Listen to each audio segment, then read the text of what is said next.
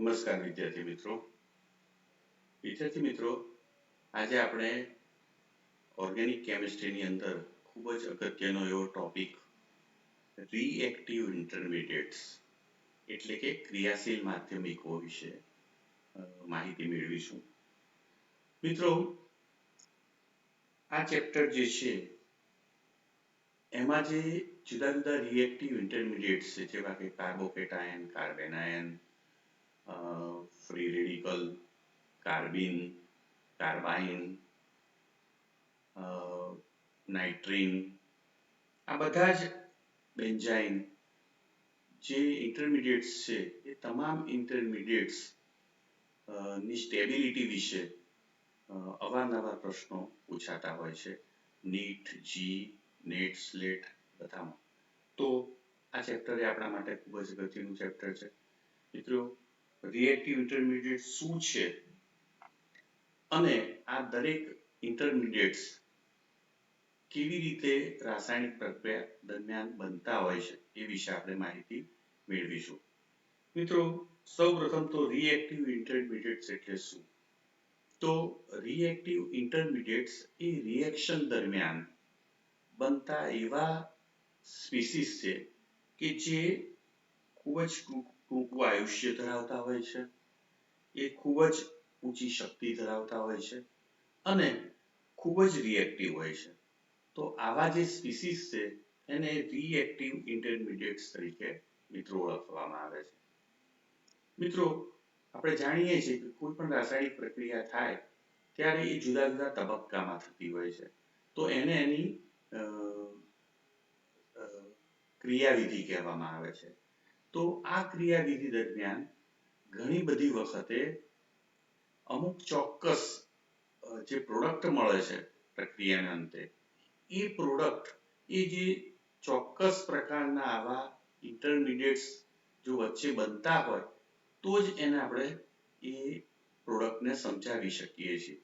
તો રાસાયણિક પ્રક્રિયાની મિકેનિઝમ દરમિયાન જો આવા ઇન્ટરમીડિયેટ્સ બનતા હોય તો જ એ રાસાયણિક પ્રક્રિયાના અંતે નિશ્ચિત પ્રોડક્ટ આપણને મળે છે એવું આપણે કહી શકીએ. મિત્રો, આ એવા સંયોજનો નથી કે જેને આઇસોલેટ કરી શકાય, એને અલગ પાડી શકાય. તો આ સ્પીસીસ જે છે એ રાસાયણિક પ્રક્રિયામાં જ્યારે પ્રક્રિયકોમાંથી નિપજ બને છે ત્યારે વચ્ચે આવા વચગાળાના મધ્યસ્થી તરીકે બનતા હોવાનું માલુમ પડ્યું છે. અને આવા સ્પીસીસને આપણે આઇસોલેટેડ કરી શકતા નથી કે એને સ્ટોર પણ કરી શકતા નથી, કારણ કે એના માટે ખૂબ જ નીચું તાપમાન ની જરૂર પડે છે અને બહુ જ ઓછા રિએક્ટિવ ઇન્ટરમીડિયેટ્સ એ અલગ આપણે તારવી શકીએ છીએ. મિત્રો, જે કાર્બન સાથે સંકળાયેલા રિએક્ટિવ ઇન્ટરમીડિયેટ્સ છે એ પૈકી રેડિકલ, કાર્બિન, કાર્બોકેટાયન, કાર્બેનાયન, એરાઇન્સ અથવા તો બેન્ઝાઇન અને કાર્બાઇન, આ જે છે એ કાર્બન સાથે સંકળાયેલા અથવા તો કાર્બન ધરાવતા રિએક્ટિવ ઇન્ટરમીડિયેટ છે. આ ઉપરાંત મિત્રો નાઇટ્રોજન યુક્ત નાઇટ્રીન પણ બહુ જ અગત્યનો રિએક્ટિવ ઇન્ટરમીડિયેટ છે.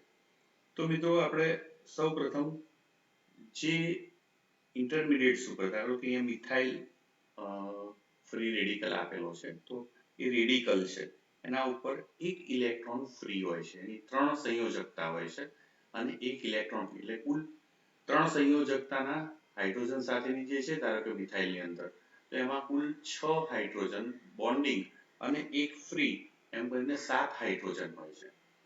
મિત્રો, કાર્બિનની અંદર એની વેલેન્સી 2 હોય છે અને 2 ઇલેક્ટ્રોન ફ્રી હોય છે. તો કાર્બિન જે છે એ કુલ 6 ઇલેક્ટ્રોન ધરાવે છે. આ 7 ઇલેક્ટ્રોન ધરાવે છે જ્યારે આ 6 ઇલેક્ટ્રોન ધરાવે છે. મિત્રો, આ બંને સ્પીસીસ એવા છે કે જેના ઉપર કોઈ ચાર્જ નથી.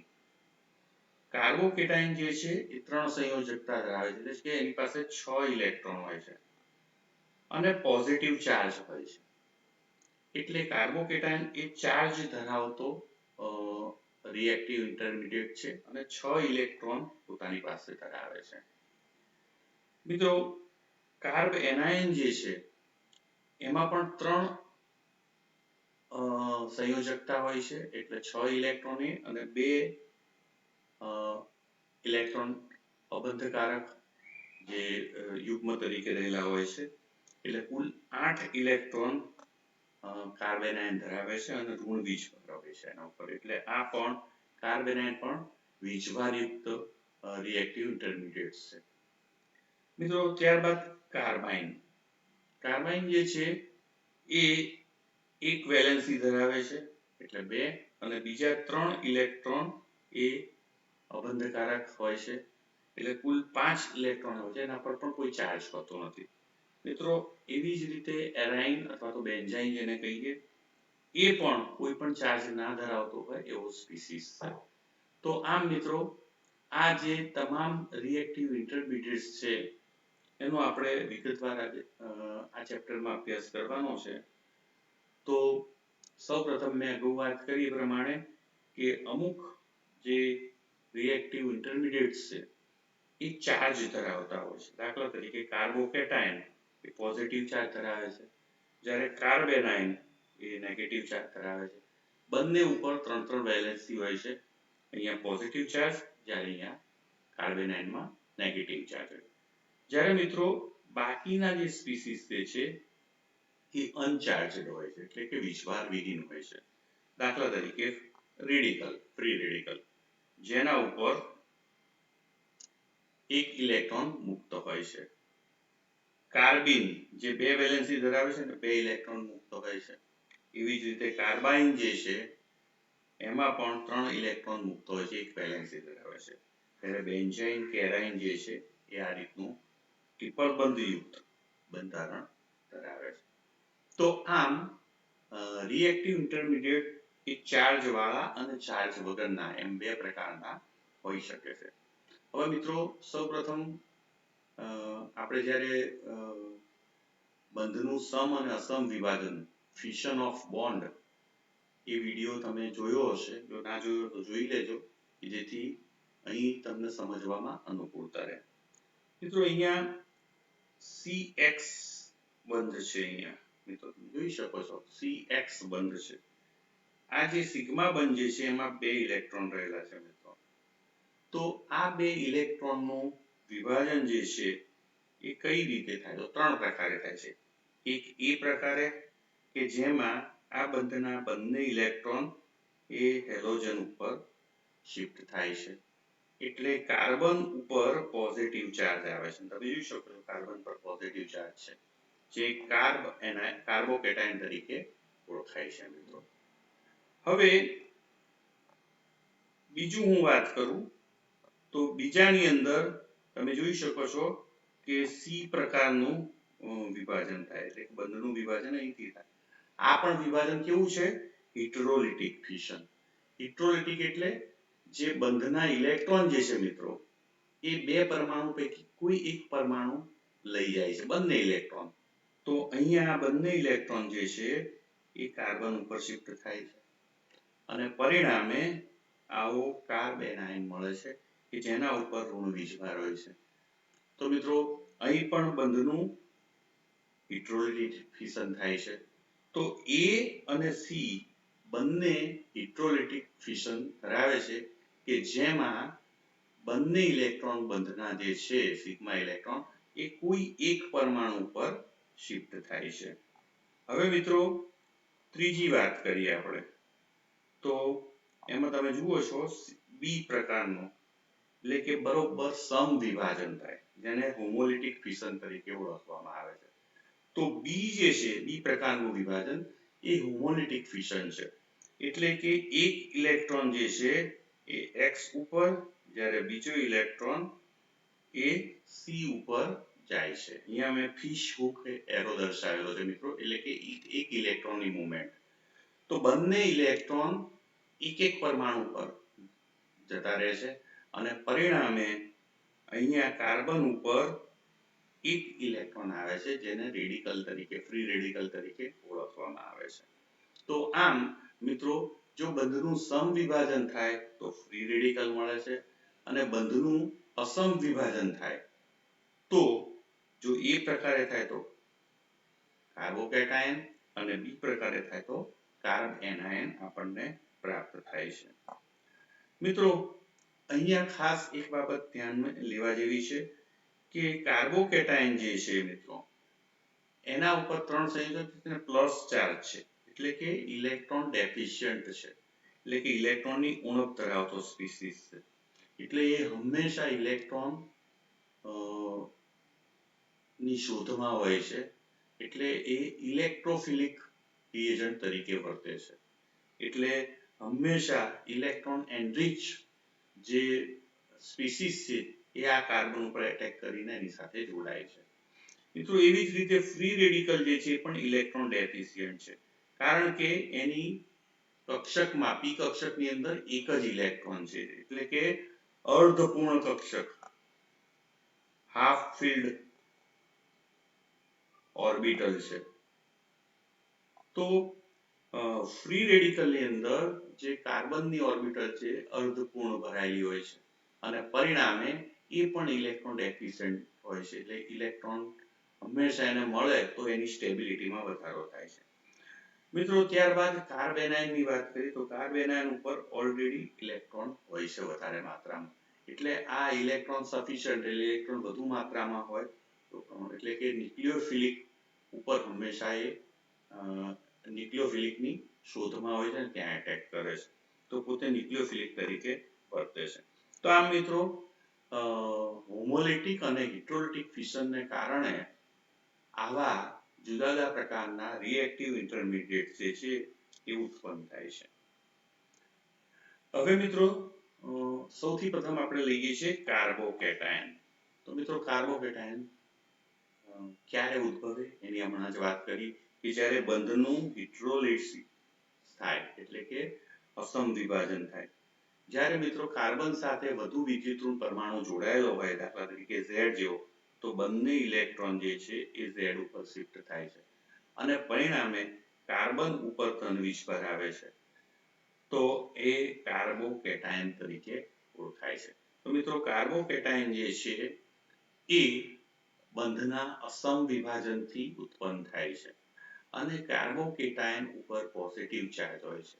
મિત્રો કાર્બોકેટાયનનો જે કાર્બન છે અહીંયા તમે પિક્ચર દર્શાવેલું છે તો આ કાર્બન જે છે એ sp2 હાઇબ્રિડાઇઝ હોય છે અને એ 3 સંયોજકતા 3 s સાથે ધારો કે મિથાઇલ કાર્બોકેટાયન 3 H સાથે જોડાયેલો છે અને આ બધા જ વચ્ચેનો ખૂણો જે છે એ 120 ડિગ્રીનો હોય છે એટલે કે sp2 હાઇબ્રિડાઇઝ કાર્બન જે છે અને એની જે p કક્ષક ત્રીજી જે આ ત્રીજી p કક્ષક જે ખાલી રહેલી છે મિત્રો એ ત્રીજી p કક્ષક એ બિલકુલ ફ્રી ઓર્બિટલ છે કે જેમાં એક પણ ઇલેક્ટ્રોન નથી.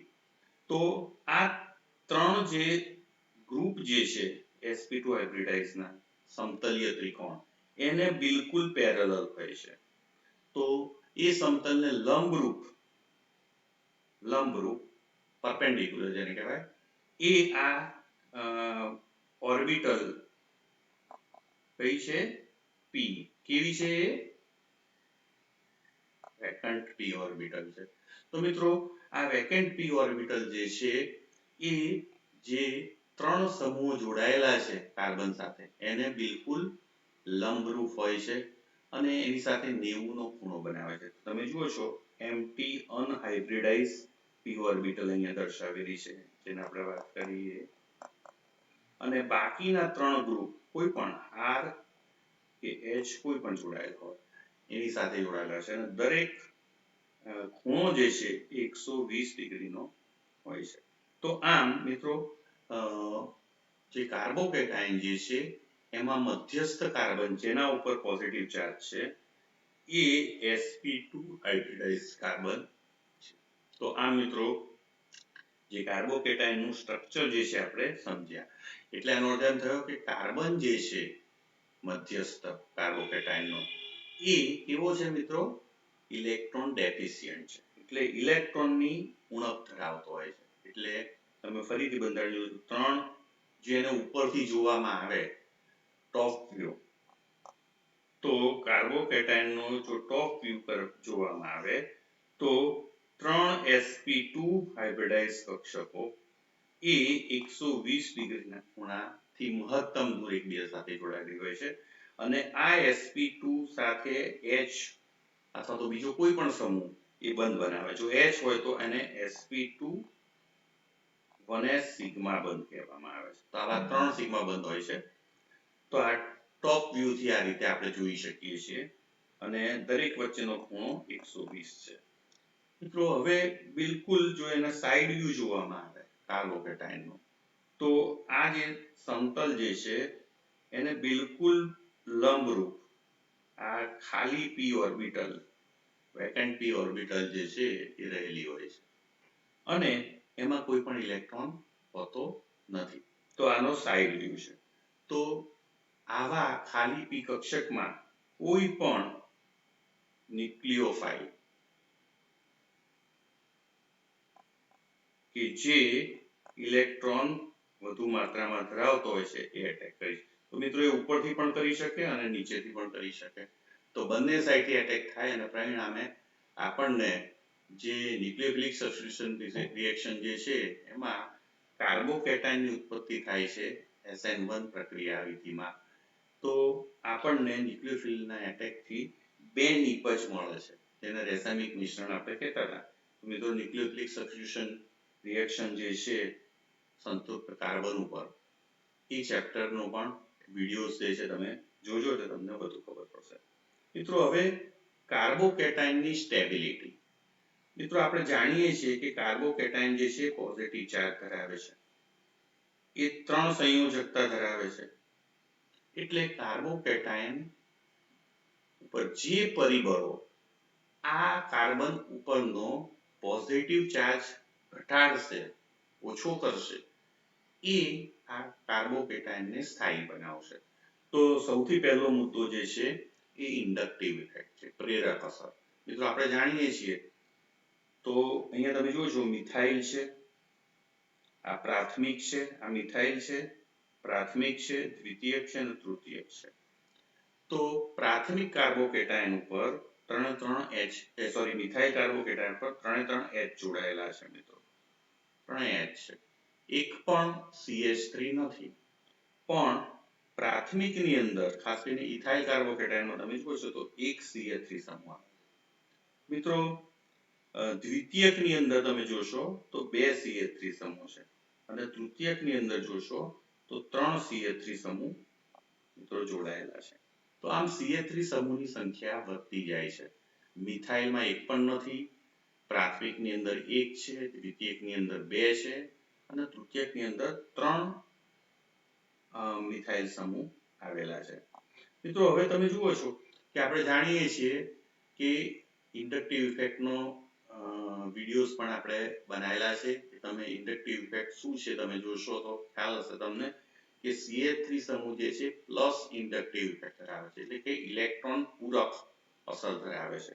એટલે એ ઇલેક્ટ્રોન આપે છે મિત્રો. તો કાર્બનને ઇલેક્ટ્રોન આપે છે. કાર્બન કેવો છે? મેં હમણાં જ વાત કરી ઇલેક્ટ્રોન ડેફિશિયન્ટ છે અને એને ઇલેક્ટ્રોન મળે તો એની માંગ સંતોષાય છે એટલે એ સ્ટેબલ બને છે. તો CH3 સમૂહ એ ઇલેક્ટ્રોન પૂરક અને પ્લસ આઈ અસર ધરાવે છે અને પ્લસ આઈ અસરને કારણે એ કાર્બન જે છે મધ્યસ્થ કાર્બન એના ચાર્જમાં ઘટાડો કરે છે ધન ચાર્જમાં પોઝિટિવ ચાર્જમાં અને એને સ્ટેબલ બનાવે છે. મિત્રો અહીંયા સેકન્ડરીમાં તમે જોશો 2 CH3 સમૂહ છે. તો બંને CH3 સમૂહ પણ પ્લસ આઈ અસર ધરાવે છે અને પરિણામે એ વધુ માત્રામાં કાર્બન પરનો જે એની ઇલેક્ટ્રોન ઉણપને સંતોષે છે. જ્યારે અહીંયા તૃતીયકની અંદર 3 CH3 સમૂહ છે મિત્રો અને એ વધુ સ્ટેબલ બનાવે છે. તો જેમ પ્લસ આઈ ગ્રુપ વધે એમ જે કાર્બન પરનો પોઝિટિવ ચાર્જ છે ઓછો થાય છે એટલે કાર્બોકેટાઇન કેવો બને છે? સ્ટેબલ બને છે. તો મિત્રો મિથાઇલ કરતા પ્રાથમિક પ્રાથમિક કરતા દ્વિતીયક અને દ્વિતીયક કરતા તૃતીયક એની સ્થિરતા વધુ હોય છે. તો અહીંયા તમે જુઓ છો કે તૃતીયક is greater than દ્વિતીયક is greater than second primary greater than methyl સમૂહ.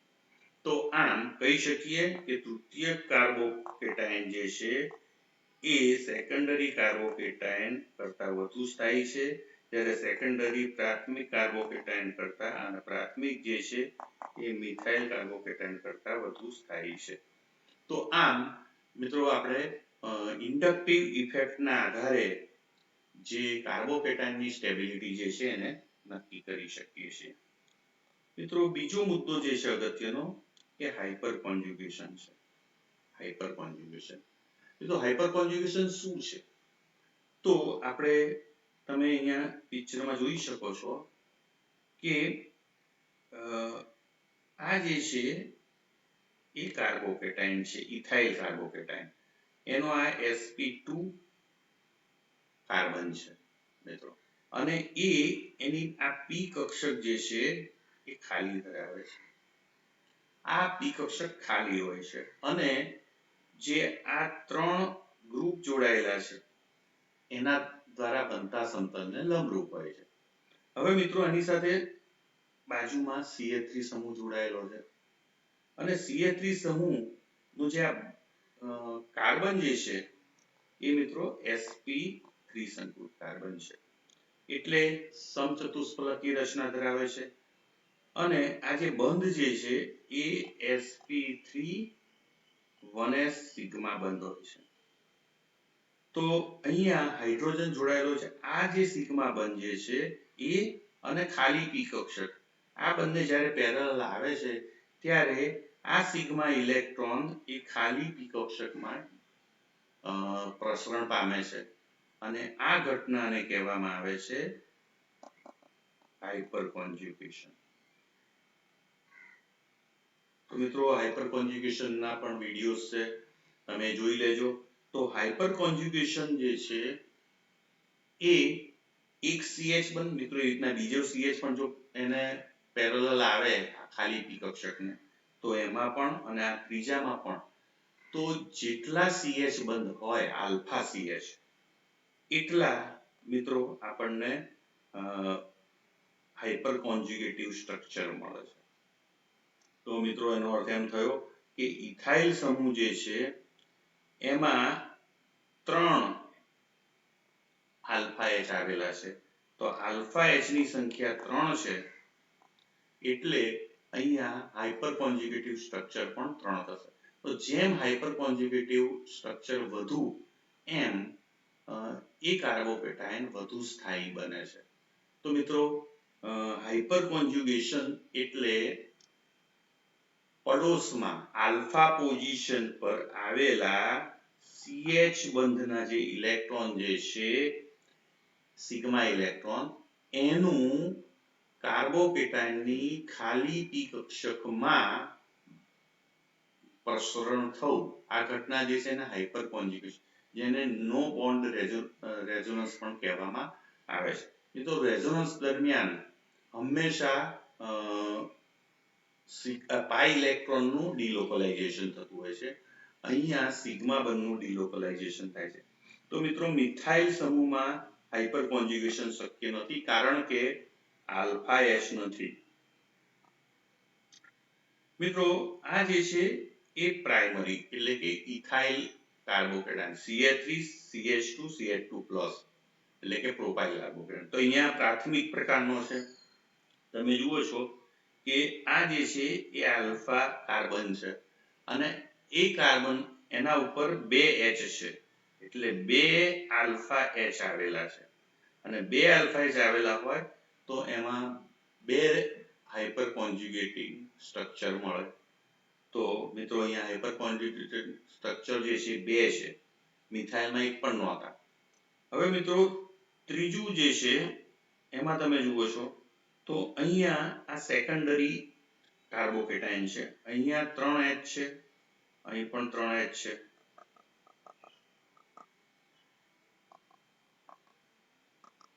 તો આ મિત્રો આપણે કહી શકીએ કે અહીંયા આ બંને આલ્ફા કાર્બન ઉપર કુલ 6 આલ્ફા H આવેલા છે. એટલે આલ્ફા H ની સંખ્યા કેટલી છે? 6 છે. તો મિત્રો અહીંયા 6 હાઇપર કોન્જ્યુગેટિવ સ્ટ્રક્ચર મળે અને ખૂબ જ સ્થાયી બને. મિત્રો ટર્શરી ની વાત કરીએ આપણે તો ટર્શરી કાર્બોકેટાયન ની અંદર તમે જુઓ છો અહીંયા 3, અહીંયા પણ 3 અને અહીંયા પણ 3, એમ કુલ 9 આલ્ફા H આવેલા છે. અને 9 આલ્ફા H આવેલા હોવાથી 9 હાઇપર કોન્જ્યુગેટિવ સ્ટ્રક્ચર એમાં શક્ય બનશે નો બોન્ડ રેઝોનન્સ વાળા. અને પરિણામે મિથાઇલ કરતા પ્રાથમિક એટલે આપણે એમ કહી શકીએ કે તૃતીયક કાર્બોકેટાયન જે છે એ હાઇપર કોન્જ્યુગેટિવ સ્ટ્રક્ચર સૌથી વધુ ધરાવે છે અને પરિણામે સૌથી વધુ સ્થાયી છે. કોના કરતા? સેકન્ડરી કાર્બોકેટાયન કરતા. અને સેકન્ડરી એ પ્રાથમિક કાર્બોકેટાયન કરતા અને પ્રાથમિક જે છે એ મિથાઇલ કાર્બોકેટાયન કરતા. તો આમ મિથાઇલ કરતા પ્રાથમિક અને પ્રાથમિક કરતા દ્વિતીયક, જ્યારે દ્વિતીયક કરતા તૃતીયકમાં વધુ ને વધુ હાઇપર કોન્જ્યુગેશન થાય છે વધુ પ્રમાણમાં, કારણ કે આલ્ફા H ની સંખ્યા વધતી જાય છે. ત્યારબાદ મિત્રો ત્રીજો જે સ્ટેબિલિટી પર અસર કરતું પરિબળ જે છે એ છે હાઇબ્રિડાઇઝેશન, જેને કહેવામાં આવે છે સંકરણ. મિત્રો આપણે જાણીએ છીએ કે સંકરણ જે છે એ કાર્બનના 3 પ્રકારના હોય છે, કે sp3 સંકરણ, બીજું sp2 અને sp. મિત્રો આપણે જાણીએ છીએ કે sp3 સંકરણ જેમાં S લક્ષણનું પ્રમાણ જે છે એ 25% હોય છે. કારણ કે મિત્રો S કક્ષક જે છે એ કુલ કક્ષક sp3 માં 4 છે, એ પૈકી એક S છે એટલે 25% ફાળો કહેવાય. એટલે S લક્ષણ 25 છે. મિત્રો sp2 સંકરણ હોય એની અંદર 3 કક્ષકો કુલ છે, એક S અને 2 P. એટલે S લક્ષણનું પ્રમાણ જે છે એ 33.33% છે. જ્યારે sp માં 2 કક્ષકો છે એટલે S કક્ષકનું પ્રમાણ જે છે 50% છે. તો આ મિત્રો sp3 થી sp2 થી sp તરફ જઈએ એમ S કેરેક્ટર એનું પ્રમાણ વધતું જાય છે. અને જેમ S લક્ષણનું પ્રમાણ વધે એમ કક્ષક નાની બને. હવે મિત્રો આ બાબતને આપણે થોડીક જુદી રીતે સમજવા પ્રયત્ન કરીએ.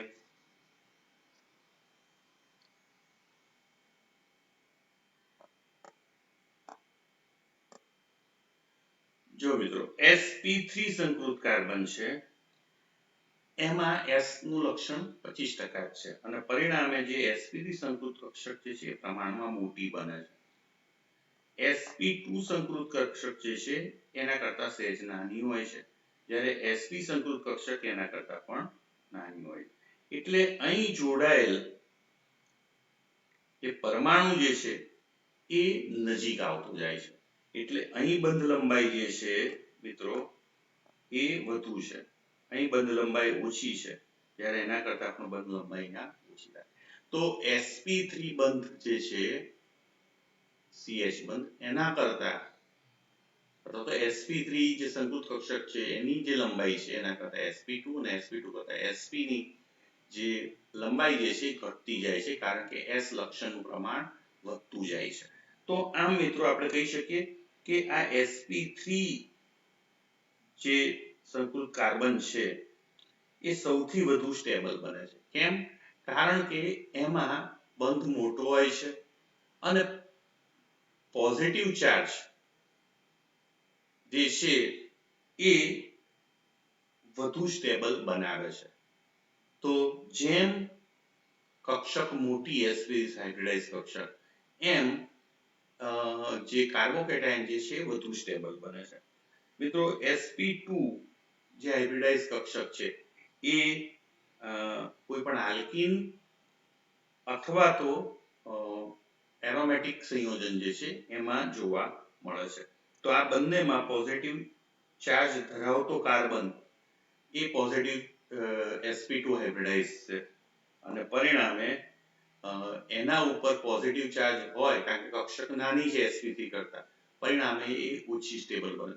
તો જેમ કક્ષક ટૂંકી થતી જાય એમ ચાર્જ પોઝિટિવ ચાર્જ વધુ નજીક આવતો જાય છે અને આપણે જાણીએ છીએ કે કાર્બન મધ્યસ્થ પરમાણુ છે એનું કેન્દ્ર જે છે એ પણ પોઝિટિવ, તો બે પોઝિટિવ ચાર્જ નજીક આવે તો અનસ્ટેબલ બને. એટલે સૌથી અનસ્ટેબલ લીસ્ટ સ્ટેબલ જે છે એ sp હાઇબ્રિડાઇઝ કાર્બન ઉપર પોઝિટિવ ચાર્જ.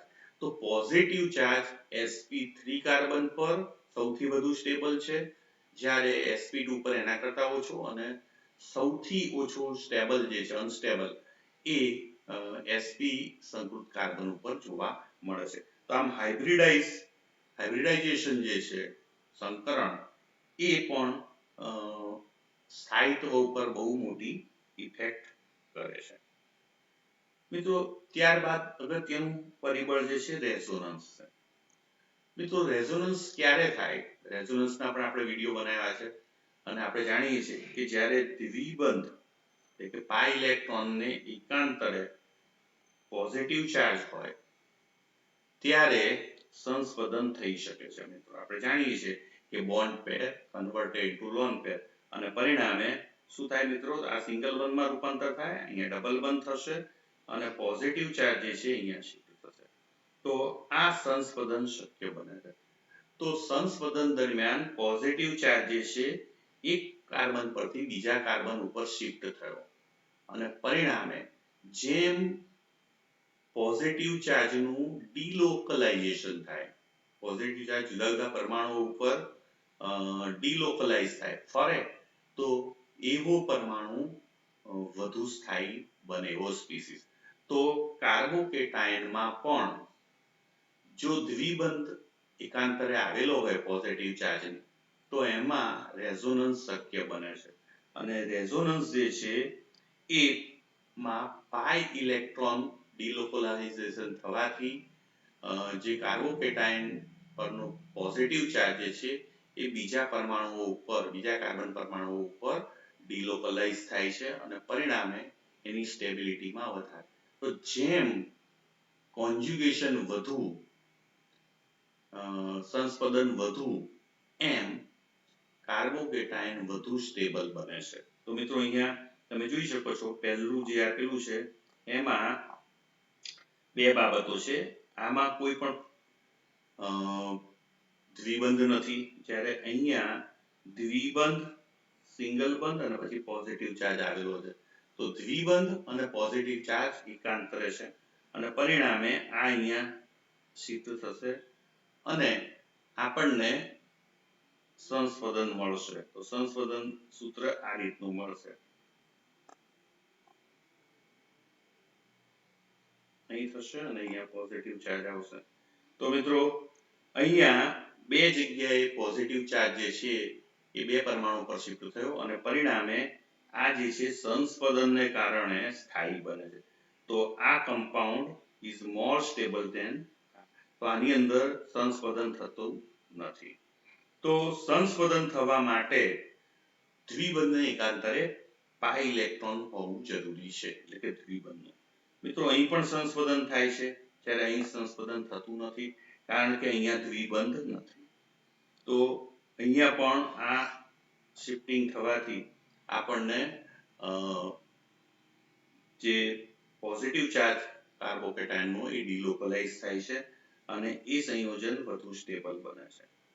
મિત્રો અહીંયા એરોમેટિક રિંગ છે ત્રીજામાં અને એમાં 3 દ્વિબંધ આવેલા છે, એટલે આ અહીંયા શિફ્ટ થશે એટલે પોઝિટિવ ચાર્જ અહીંયા આવશે, પછી આ અહીંયા શિફ્ટ થશે એટલે પોઝિટિવ ચાર્જ જે છે એ અહીંયા આવશે અને આ અહીંયા શિફ્ટ થશે એટલે પોઝિટિવ ચાર્જ અહીંયા આવશે. તો આમ એરોમેટિક કમ્પાઉન્ડ હોય એમાં બેન્ઝીન રિંગની અંદર ખાસ પોઝિટિવ ચાર્જ જે છે એ ઓર્થો, પેરા અને ઓર્થો પોઝિશન ઉપર ફરે છે અને પરિણામે એ ખૂબ જ સ્થાયી બને છે. તો એલાયલિક બિલકુલ દ્વિબંધ ના હોય એના કરતા દ્વિબંધ હોય એવું એલાયલિક અને એરોમેટિક રિંગ એ વધુ સ્થાયિત્વ આપે છે. તો આવી સાયક્લોહેક્સેનની રિંગ કરતા એરોમેટિક રિંગ ઉપર જો પોઝિટિવ ચાર્જ હોય તો એ સંસ્પંદન થાય છે અને સ્થાયી બનાવે. મિત્રો અહીંયા ચોથું ઉદાહરણ જુઓ છે જેમાં પોઝિટિવ ચાર્જને આ તરફ પણ દ્વિબંધ છે ને આ તરફ પણ દ્વિબંધ છે, બે તરફ છે. જ્યારે અહીંયા માત્ર એક જ તરફ છે એટલે અહીંયા સંસ્પંદન સૂત્રો મળે એના કરતા આ જે છે એમાં સંસ્પંદન સૂત્રો વધુ માત્રામાં મળે છે એટલે આ કમ્પાઉન્ડ જે છે એ આના કરતા વધુ સ્ટેબલ બને છે તો જેમ સંસ્પંદન વધુ એમ કાર્બોકેટાઇનની સ્ટેબિલિટી વધારે તો આમ રેઝોનન્સ જે છે એ પાઈ ઇલેક્ટ્રોનના પ્રસરણને કારણે પોઝિટિવ ચાર્જ જે છે કાર્બન પરનો એને ડિલોકલાઇઝ કરે છે મિત્રો અહીંયા પણ એલાયલિક કાર્બોકેટાઇન આપેલો છે તમે જોઈ શકો છો કે આ જે છે પોઝિટિવ ચાર્જ અહીંયા શિફ્ટ થાય છે પાઈ ઇલેક્ટ્રોન એટલે bonding electron converted to bonding એટલે અહીંયા દ્વિબંધની રચના થઈ અને આ પોઝિટિવ ચાર્જ જે છે અહીંયા શિફ્ટ થયો તો આમ આ કાર્બન ઉપર અને આ કાર્બન ઉપર એમ બે કાર્બન ઉપર પોઝિટિવ ચાર્જ ડિલોકલાઇઝ થાય છે તો સંસ્પંદનને કારણે એલાયલિક કાર્બોકેટાઇન એ વધુ સ્થાયી બને છે મિત્રો એવી જ રીતે બેન્ઝાઇલ કાર્બોકેટાઇનની વાત કરીએ તો બેન્ઝાઇલ કાર્બોકેટાઇનમાં પણ આ જ રીતે મેં વાત કરી તે જ પ્રમાણે આ ઇલેક્ટ્રોન અહીંયા શિફ્ટ થાય છે કારણ કે દ્વિબંધ સિંગલ બંધ અને પોઝિટિવ ચાર્જ છે તો પોઝિટિવ ચાર્જ અહીંયા આવે છે મિત્રો હવે ફરીથી અહીંયા ખોટું લખ્યું છે આ અહીંયા આવે એટલે આ જગ્યાએ પોઝિટિવ ચાર્જ આવે છે હવે આ જે છે એ અહીંયા આવશે અને અહીંયા પોઝિટિવ ચાર્જ આવશે અને મિત્રો આ ફરીથી અહીંયા શિફ્ટ થશે એટલે પોઝિટિવ ચાર્જ ફરી પાછો મૂળ જગ્યાએ આવશે તો આ મિત્રો 5 સંસ્પંદન સૂત્રો શક્ય બને છે તો જેમ સંસ્પંદન સૂત્રો વધુ એમ પોઝિટિવ ચાર્જનું ડિલોકલાઇઝેશન પણ વધુ થાય છે તો પાઈ ઇલેક્ટ્રોનની મૂવમેન્ટને કારણે સંસ્પંદનમાં જે કાર્બન પરનો પોઝિટિવ ચાર્જ એ ખૂબ જ ડિલોકલાઇઝ થાય છે અને પરિણામે એનું સ્થાયિત્વ જે છે એ વધે છે મિત્રો હવે આપણે જનરલ ઓર્ડર કન્સિડર કરીએ તો મિત્રો સામાન્ય ઓર્ડર જે છે એ આ રીતે સૌથી સ્થાયી જે છે એ ટર્શરી કાર્બોકેટાઇન છે મિત્રો કારણ કે એમાં 3 આલ્કિલ સમૂહ છે અને હાઇપર કોન્જ્યુગેશનની માત્રા સૌથી વધુ હોય છે ત્યારબાદ મિત્રો બેન્ઝાઇલ કેટાઇન છે એમાં સંસ્પંદનને કારણે સ્થાયિત્વ પ્રાપ્ત થાય છે ત્યારબાદ એલાઇલ એ પણ સંસ્પંદનને કારણે સ્થાયિત્વ આપે છે અને લગભગ એટલી જે છે એ સેકન્ડરી કારણ કે એમાં આલ્ફા પોઝિશન ઉપર 2R ગ્રુપને કારણે હાઇપર કોન્જ્યુગેશન શક્ય બને છે અહીં પણ હાઇપર કોન્જ્યુગેશન શક્ય જ્યારે અહીંયા હાઇપર કોન્જ્યુગેશન નથી જ્યારે વિનાઇલિકમાં પણ હાઇપર કોન્જ્યુગેશન નથી તો આ મિત્રો સ્ટેબિલિટી જે છે એ ડાબી તરફ જતા વધે છે સૌથી વધુ સ્ટેબલ ટર્શરી ત્યારબાદ બેન્ઝાઇલ એલાઇલ સેકન્ડરી પ્રાઇમરી મિથાઇલ અને વિનાઇલ તો આમ કાર્બોકેટાઇન નો જે જનરલ સ્ટેબિલિટી ઓર્ડર જે છે એ આ મુજબ હોય છે મિત્રો કાર્બેનાઇન ની વાત કરીએ તો બીજો અગત્યનો જે છે કાર્બેનાઇન મિત્રો કાર્બેનાઇનમાં કાર્બન ઉપર 3 વેલેન્સી હોય છે અને એના ઉપર ઋણ વીજભાર હોય છે મિત્રો આ કાર્બન જે છે એ sp3 સંકૃત કાર્બન હોય છે એનું આપણે બંધારણ આગળ જોઈએ છે તો મિત્રો આ જે છે એ અનશેર્ડ પેર ધરાવે છે ઇલેક્ટ્રોનની અને ખૂબ જ જેને કહેવાય કે હાઈલી એક્ટિવ સ્પીસીસ છે અને એ 3 વેલેન્સી ધરાવે એટલે 6 બોન્ડિંગ ઇલેક્ટ્રોન ને 2 અનશેર્ડ ઇલેક્ટ્રોન એમ કુલ 8 ઇલેક્ટ્રોન નું અષ્ટક ધરાવે છે અને એ કેવી રીતે મળે છે પ્રશ્ન આપણને થાય મિત્રો તો આપણે અગાઉ વાત કરી હતી એમ કે જ્યારે આ સિગ્મા ઇલેક્ટ્રોન છે મિત્રો CH બંધના એ સિગ્મા ઇલેક્ટ્રોન જે છે એ બંને ઇલેક્ટ્રોન કાર્બન ઉપર શિફ્ટ થાય તો મિત્રો કાર્બન ઉપર ઋણ વીજભાર આવે છે અને આ જે મળ્યું એને કાર્બોકેટાઇન કહેવામાં આવે છે તો કાર્બોકેટાઇન કોને કહેવાય તો મિત્રો H+ દૂર થાય સંયોજનમાંથી તો કાર્બોકેટાયન મળે છે, એ કાર્બેનાયન મળે છે. તો આ કાર્બેનાયન એ ખરેખર શું છે કે કોઈ પણ એસિડ હોય એમાંથી H+ દૂર થાય તો એનો શું મળે છે મિત્રો, કોન્જ્યુગેટેડ બેઝ. તો એ કાર્બોનિક એસિડ નો કોન્જ્યુગેટેડ બેઝ ગણી શકાય. તો આપણે એમ કહી શકીએ કે કાર્બેનાયન એ કાર્બન એસિડ જે છે કોઈ પણ એનો કોન્જ્યુગેટેડ બેઝ, એમાંથી H+ દૂર થાય તો કાર્બેનાયન મળે છે. મિત્રો કાર્બેનાયન જે છે એ ખૂબ જ અનસ્ટેબલ છે અને હાઈલી એક્ટિવ છે. તેમ છતાં અમુક કાર્બોકેટાયન જે છે અપવાદરૂપ કિસ્સાઓમાં એ અલગ આઇસોલેટ કરી શકાતા હોય છે. મિત્રો અહીંયા તમે જુઓ છો તો પહેલું મેં વાત કરી કાર્બન એસિડ માંથી H+ દૂર થાય એટલે આપણને આ કાર્બેનાયન મળે છે. મિત્રો એવી રીતે COO- હોય એમાં પણ જો ઇલેક્ટ્રોન અહીંયા શિફ્ટ થાય તો CO2 છૂટો પડે છે અને કાર્બેનાયન મળે છે. એવી રીતે કોઈ પણ આલ્કીન હોય એમાં એક કાર્બન ઉપર વધુ ઇલેક્ટ્રોન ધરાવતા ન્યુક્લિયોફાઇલ જે છે એટેક કરે તો એ જ વખતે આ ઇલેક્ટ્રોન અહીંયા શિફ્ટ થાય છે અને આ પ્રકારનો આપણને ઋણ વીજભાર ધરાવતો કાર્બેનાયન આપણને પ્રાપ્ત થાય છે. તો આમ આલ્કેન, કાર્બોક્સિલિક એસિટેટ અને આલ્કીન સંયોજનો ઇઝીલી કાર્બેનાયન આપે છે. મિત્રો કાર્બેનાયન જે છે એ મોસ્ટ ઓફ આપણે વાત કરી તેમ ક્યારે કે બંધનું અસમ વિભાજન થાય અને બંધના ઇલેક્ટ્રોન જે છે એ કાર્બન ઉપર શિફ્ટ થાય તો આવો કાર્બેનાયન પ્રાપ્ત થાય છે. કાર્બેનાયનના લાક્ષણિકતા શું છે એની આપણે ચર્ચા કરીએ. મિત્રો કાર્બેનાયન જે છે એનો મધ્યસ્થ કાર્બન જે છે એ 3 R સમૂહ ધરાવે છે, એટલે કે 3 સિગ્મા બંધથી જોડાયેલો હોય છે અને એમાં કુલ 6 ઇલેક્ટ્રોન હોય છે, જ્યારે એની લોન પેર ઇલેક્ટ્રોન જે છે 2 હોય છે. તો અહીંયા કાર્બન મધ્યસ્થ જે છે એ sp3 હાઇબ્રિડાઇઝ હોય છે, એટલે કે સમચતુષ્ફલકીય આકારે એની ચારે sp3 સંકૃત કક્ષકો જોડાયેલી હોય છે. એ પૈકીની 3 સાથે આ R સમૂહો જોડાય છે અને ચોથીમાં 2 ઇલેક્ટ્રોન રહેલા હોય છે.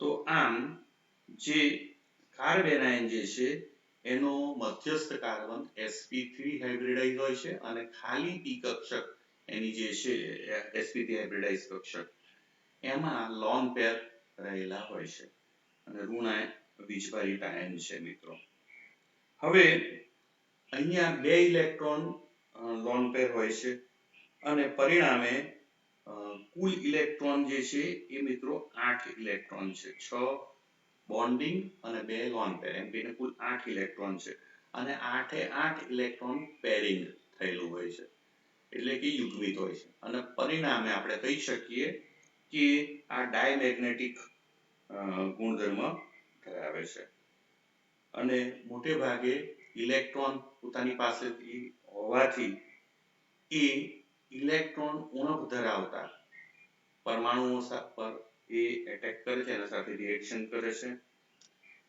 એટલે કે ઇલેક્ટ્રોફાઇલ સાથે એ રિએક્ટ કરે છે. હવે મિત્રો કાર્બેનાયનની આપણે સ્ટેબિલિટી વિશે વાત કરીએ.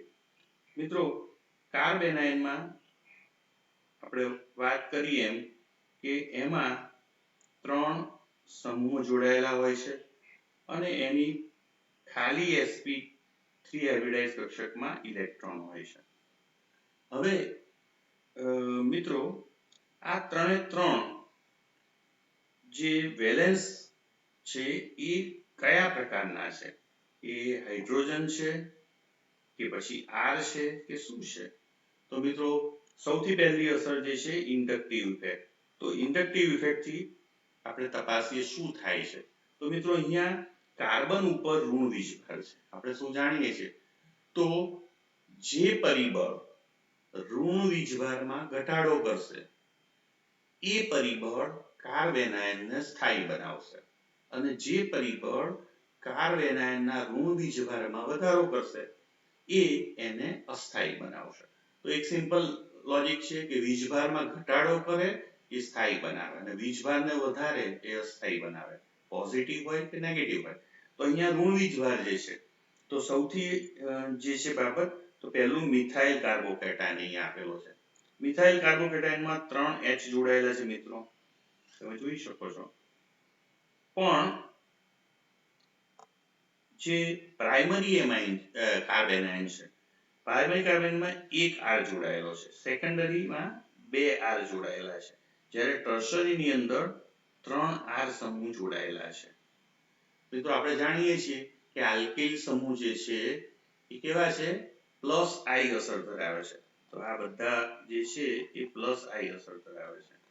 તો મિત્રો પ્લસ I અસર એટલે શું? ઇલેક્ટ્રોન પૂરક અસર છે. તો એ ઇલેક્ટ્રોન જે છે એ આપે છે. તો મિત્રો અહીંયા ઇલેક્ટ્રોન આપે છે. અહીંયા 2 સમૂહો 2 R હોવાને કારણે ઇલેક્ટ્રોન આપે છે. અહીંયા 3 સમૂહ આપે છે. તો ઇલેક્ટ્રોન ઓલરેડી વધુ છે કાર્બન ઉપર, ઋણ વીજભાર છે અને ઇલેક્ટ્રોન ઓર આવે છે, એટલે એ શું કરે છે, કાર્બેનાયનને અસ્થાયી બનાવે છે. તો જેમ R સમૂહની સંખ્યા વધતી જાય છે એ R સમૂહો પોતાની પ્લસ I અસરને, ઇલેક્ટ્રોન પૂરક અસરને લીધે કાર્બન પરનો ઋણ વીજભાર જે છે એમાં વધારો કરે છે અને ઋણ વીજભાર વધે તો એની સ્થાયિત્વ જે છે એ ઘટે. તો અહીંયા તમે જમણી તરફ જાઓ એટલે કે પ્રાથમિકથી મિથાઇલથી પ્રાથમિકથી સેકન્ડરીથી ટર્શરી તરફ, એમ પ્લસ I અસર ધરાવતા સમૂહ જે છે એ વધે છે. સમૂહની સંખ્યા વધે તો ઇલેક્ટ્રોન પૂરક, ઇલેક્ટ્રોન ડેન્સિટી જે છે એ શું થાય છે, વધે છે કાર્બન ઉપર. અને ઇલેક્ટ્રોન ડેન્સિટી વધે તો સ્ટેબિલિટી જે છે એ ડિક્રીઝ થાય, ઘટે. તો જમણી તરફ જઈએ એમ સ્ટેબિલિટીમાં મિત્રો ઘટાડો થાય છે. તો અહીંયા આપણે ક્રમ આ રીતે લખી શકીએ કે મિથાઇલ સમૂહ જે છે એ કાર્બેનાયન એ સૌથી વધુ સ્ટેબલ છે, જ્યારે એના કરતા સેકન્ડરી કાર્બેનાયન, એના કરતા પ્રાથમિક, એના કરતા સેકન્ડરી કાર્બેનાયન અને સૌથી ટર્શરી કાર્બેનાયન જે છે એ અસ્થાયી છે. તો પ્રાથમિક મિથાઇલ, પ્રાથમિક, સેકન્ડરી અને ટર્શરીમાં ટર્શરી સૌથી અસ્થાયી છે, જ્યારે સૌથી વધુ સ્થાયી મિથાઇલ કાર્બેનાયન છે. તો આમ કાર્બોકેટાયન કરતા કાર્બેનાયનમાં જે સ્થાયિત્વનો ક્રમ જે છે બિલકુલ ઉલટો થઈ જાય છે. તો એમ થવાનું કારણ જાય અહીંયા આપણે જોયું એમાં ઇન્ડક્ટિવ ઇફેક્ટને આધારે આપણે આ સમજવા પ્રયત્ન કર્યો. હવે મિત્રો આપણે બીજી વાત કરીએ છીએ, એ છે હાઇબ્રિડાઇઝેશન. હાઇબ્રિડાઇઝેશન એટલે સંકરણ. મિત્રો અહીંયા તમે જુઓ છો કે અહીંયા જે કાર્બન જે છે મિથાઇલ કાર્બેનાયન કે ઇથાઇલ કાર્બેનાયનમાં એ sp3 હાઇબ્રિડાઇઝ કાર્બન છે. અહીંયા જે કાર્બન કે જેના ઉપર ઋણ વીજભાર જે છે એ sp2 હાઇબ્રિડાઇઝ છે, જ્યારે અહીંયા sp હાઇબ્રિડાઇઝ છે. મિત્રો હવે તમે જુઓ છો કે sp3 જે કાર્બન જે છે એની કક્ષક જે છે એ મોટી છે. હમણાં જ આપણે વાત કરી sp2 ની, એના કરતા સહેજ નાની છે, અને sp ની એના કરતા પણ નાની છે. આ નાનું હોવાનું કારણ શું કે s કેરેક્ટર એ sp3 થી s તરફ જઈએ એમ વધે છે. આમાં 25% હતું, આમાં 33.33%, જ્યારે આમાં 50%. તો s લક્ષણ જેમ વધે એમ કક્ષક નાની થતી જાય છે, અને કક્ષક નાની હોય એમ પેલા લોન પેર ઇલેક્ટ્રોન જે છે કાર્બનના એ sp માં સૌથી નજીક આવે છે. અને સૌથી આપણે જાણીએ છીએ કાર્બન જે છે એનું કેન્દ્ર પોઝિટિવ ચાર્જ ધરાવે છે, અને ઋણ વીજભાર નજીક આવે તો એને સ્થાયી બનાવે. તો જેમ sp થી sp2 થી sp તરફ જઈએ એમ s કેરેક્ટરનું પ્રમાણ વધતું જાય છે અને s કેરેક્ટર પ્રમાણ જેમ વધે એમ કક્ષક જે હાઇબ્રિડ કક્ષક છે એની સાઇઝ નાની થતી જાય છે અને હાઇબ્રિડ કક્ષકની સાઇઝ નાની થાય એમ એમાં રહેલા જે લોન પેર ઇલેક્ટ્રોન જે છે વધુ ને વધુ કેન્દ્રની નજીક આવે છે અને પરિણામે સ્થાયિત્વ વધે છે. તો આમ sp3 કરતા sp2 અને એના કરતા sp એ વધુ સ્થાયી કાર્બોકેટાયન છે. તો આમ આનો ક્રમ જે છે સૌથી સ્થાયી એ આ sp સંકૃત કાર્બન પર ઋણ વીજભાર હોય એવો કાર્બેનાયન, જ્યારે sp2 હાઇબ્રિડાઇઝ કાર્બન પર ઋણ વીજભાર હોય એ એના કરતા ઓછો સ્થાયી, ત્યારે સૌથી અસ્થાયી જે છે એ sp3 હાઇબ્રિડાઇઝ કાર્બન છે. તો જેમ હાઇબ્રિડાઇઝેશન sp3 થી sp2 થી sp તરફ જાય એમ s લક્ષણનું પ્રમાણ વધવાથી એની સ્થિરતામાં પણ વધારો થાય છે. તો આમ સ્ટેબિલિટી પર હાઇબ્રિડાઇઝેશનની અસર પણ આપણે મિત્રો જોઈ. હવે મિત્રો બીજી અસર છે રેઝોનન્સ. તો રેઝોનન્સની અસર કેવી રીતે થાય એની આપણે વાત કરીએ. મિત્રો આપણે જાણીએ છીએ કે કાર્બન ઉપર ઋણ વીજભાર છે તો એને આપણે શું કહીએ છીએ? કાર્બેનાયન. હવે જો એની સાથે અહીંયા આવા દ્વિબંધ આવેલો એકાંતરે, એટલે કે દ્વિબંધ, સિંગલ બંધ અને જે પરમાણુ એના પર ઋણ વીજભાર, જો આવી કન્ડિશન હોય તો રેઝોનન્સ થાય. તો રેઝોનન્સ થવા માટેની શરત એ છે કે કાર્બેનાયનની આલ્ફા પોઝિશન ઉપર થી દ્વિબંધ શરૂ થવો જોઈએ. જો એવું હોય તો એને કોન્જ્યુગેટેડ સ્થિતિ કહેવામાં આવે. તો મિત્રો અહીંયા તમે જુઓ છો કે આ એલાયલિક કાર્બેનાયન છે એમાં આ ઋણ વીજભારિત કાર્બન જે છે એના કાર્બન એ અહીંયા શિફ્ટ થાય છે. એ જ વખતે પાઈ ઇલેક્ટ્રોન જે છે તો lone pair converted to bond pair અને bond pair converted to lone pair. તો અહીંયા આ ઋણ વીજભાર શિફ્ટ થયો અને દ્વિબંધ અહીંયા આવ્યો જે અહીં હતો.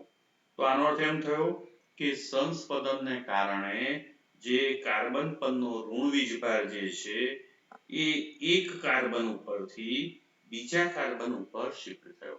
તો ઋણ વીજભારનું જેમ ડિલોકલાઇઝેશન વધુ એમ એનું સ્થાયિત્વ વધે.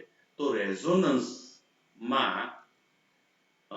રેઝોનન્સને કારણે પાઈ ઇલેક્ટ્રોનનું મૂવમેન્ટ થાય છે. તો એ મૂવમેન્ટને કારણે જે કાર્બન ઉપરનો જે કાર્બેનાયન છે એના કાર્બન ઉપરનો ઋણ વીજભાર એ બીજા પરમાણુ ઉપર ડિલોકલાઇઝ થાય છે અને એને કારણે સ્થિરતામાં વધારો થાય. તો રેઝોનન્સથી એલાયલિક કાર્બેનાયન જે છે એની સ્થિરતામાં વધારો થાય છે. મિત્રો એવી જ રીતે જો બેન્ઝાઇલ કાર્બેનાયન લઈએ આપણે, તો બેન્ઝાઇલ કાર્બેનાયનમાં પણ lone pair electron converted into bond pair અને bond pair converted into lone pair. એટલે અહીં ઋણ વીજભાર આવી ગયો અને અહીં દ્વિબંધની રચના થઈ. હવે ફરીથી આ દ્વિબંધ, સિંગલ બંધ અને આ દ્વિબંધ, તો આ દ્વિબંધના આ lone pair electron converted into bond pair અને bond pair pi converted into lone pair. એટલે અહીં ઇલેક્ટ્રોન આવ્યા. ફરીથી આ lone pair electron converted to bond pair અને bond pair converted to lone pair. Electron અહીંયા આવ્યા. ફરીથી આ લોન પેર બોન્ડ પેરમાં અને બોન્ડ પેર લોન પેરમાં કન્વર્ટ થાય છે. તો આપણને ફાઇનલ ફરીથી પાછું મૂળ સ્થિતિમાં આવે. તો મિત્રો તમે જોઈ શકો છો કે 5 સંસ્પંદન સૂત્રો મળ્યા અને 5 વખત જુદા જુદા કાર્બન ઉપર આ ઋણ વીજભાર જે છે કાર્બેનાયનનો એ ડિલોકલાઇઝ થયો. તો આમ રેઝોનન્સ જેમ વધુ માત્રામાં થાય એમ સંયોજન અથવા તો કાર્બેનાયન વધુ સ્થાયી બને છે. તો આમ એલાયલિક કાર્બેનાયન અને બેન્ઝાઇલિક કાર્બેનાયન એ દ્વિબંધ નજીકમાં હોવાથી રેઝોનન્સ થાય છે. રેઝોનન્સને કારણે સ્થાયી બને છે. તો આમ મિત્રો જનરલ સ્ટેબિલિટી ઓર્ડર કાર્બેનાયનનો જે છે એ આપણે આ રીતે આપી શકીએ. સૌથી વધુ રેઝોનન્સ એ 3 ફિનાઇલ રિંગ જો કાર્બન સાથે જોડાયેલી હોય એટલે કે ટ્રાયફિનાઇલ મિથાઇલ કાર્બેનાયન, તો એમાં સૌથી વધુ સંસ્પદન થાય છે. એટલે સૌથી વધુ સ્ટેબિલિટી, ત્યારબાદ 2 બેન્ઝીન રિંગ હોય, ત્યારબાદ 1 બેન્ઝીન રિંગ હોય. તો ટ્રાયફિનાઇલ, ડાયફિનાઇલ અને બેન્ઝાઇલ આ 3ની સ્થિરતાનો ક્રમ. ત્યારબાદ મિત્રો તમે હમણાં જ વાત કરી એ પ્રમાણે એલાઇલિક, ત્યારબાદ ટ્રિપલ બોન્ડ યુક્ત કાર્બન, ત્યારબાદ દ્વિબંધયુક્ત, આમાં sp સંકૃત છે, આમાં sp2 છે કાર્બન સંકૃત. જ્યારે આ મિથાઇલ, પછી ઇથાઇલ, પછી 2 મિથાઇલ એટલે કે આલ્કિલ સમૂહ હોય ને 3 આલ્કિલ સમૂહ. આપણે જાણીએ છીએ કે જેમાં આલ્કિલ સમૂહ વધે એમ એની પ્લસ આઈ અસરને લીધે સ્થિરતામાં જે છે એ ઘટાડો થાય. તો સૌથી અસ્થાયી જે છે એ ટ્રાયમિથાઇલ ટર્શરી બ્યુટાઇલ કાર્બેનાયન જે છે એ સૌથી અસ્થાયી છે. તો આ મિત્રો જે સ્થિરતાનો ક્રમ છે જનરલ કાર્બેનાયનનો એ અહીંયા દર્શાવેલો છે. તો મિત્રો આ ચેપ્ટરની અંદર આપણે જુદા જુદા રિએક્ટિવ ઇન્ટરમીડિયેટ શું છે એના વિશે પ્રારંભિક માહિતી મેળવી.